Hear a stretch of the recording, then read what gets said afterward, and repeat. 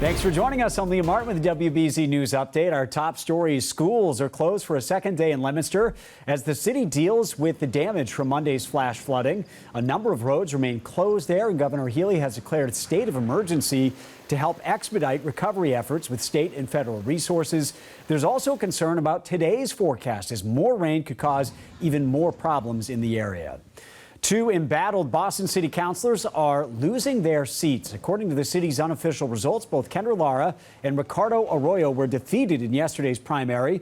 Lara is facing charges accused of driving without a license, speeding, and crashing a car into a home in Jamaica Plain in June. Arroyo was accused of sexual assault and was fined for representing his brother in a lawsuit after joining the city council. He was also involved in a scandal involving former U.S. Attorney Rachel Rollins, who resigned after she was accused of trying to leak information to help Arroyo in the Suffolk County District Attorney's race. Multiple reports say Revolution players are refusing to practice after the resignation of head coach Bruce Arena. Arena resigned over the weekend after being put on leave last month for claims he made inappropriate comments.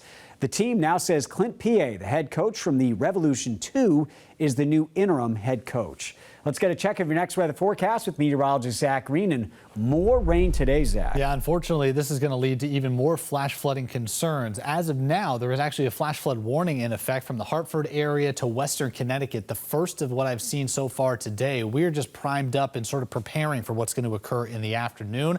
From Worcester County out through the Connecticut River Valley and, of course, eastern Massachusetts, we all need to be vigilant and on notice because we are talking an excessive amount of rain over the course of the past few months, and obviously the last few days have resulted into a really dramatic scene. From Carlisle to Conway, 25 to 35 inches of rain since the beginning of the summer. So a completely saturated ground. Any additional showers are just going to be lending ourselves to more ponding, more puddling, more basement flooding, and possibly even more buckled roadways, especially in northern Worcester County where they saw the major concern. More sporadic in nature this time around, and thankfully much faster moving. So it's not going to be parked overhead for hours on end. And by the time we reach about sunset and thereafter, we may get some gradual clearing and will finally be out of this pattern by Thursday and Friday. Localized flooding, the main component due to the downpours, but a severe weather touch gives us some increased wind speeds within these thunderstorms. Could be bringing down some weakened branches, weakened trees, so power outages are at least in the conversation as we move into the second half of the day. Thursday is going to give us some relief, especially the afternoon hours, more sunshine to come along. We're there on Friday as well. It's just kind of a one and done scenario though, as Hurricane Lee is going to take the conversation leading into the upcoming weekend, as it should, by the way.